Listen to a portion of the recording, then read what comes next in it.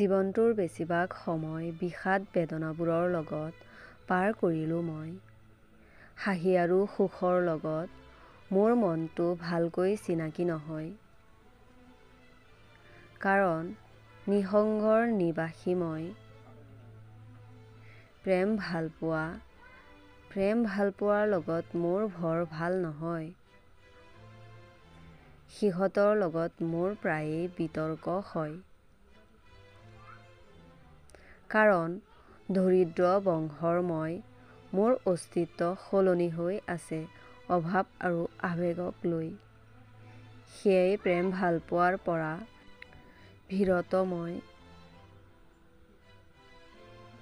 জীৱনটোত সুখেই হওক বা দুখেই হওক, প্ৰেম ভালপোৱাই হওক বা নহওক, তাত মোৰ কোনো আপত্তি নাই। মই চিন্তা কৰোঁ মোৰ মনটোক,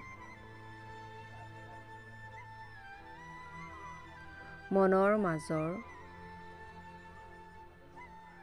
আৱেগখিনিক লৈ, মনৰ মাজৰ অৱস্থাখিনি লৈ। Like, subscribe and share.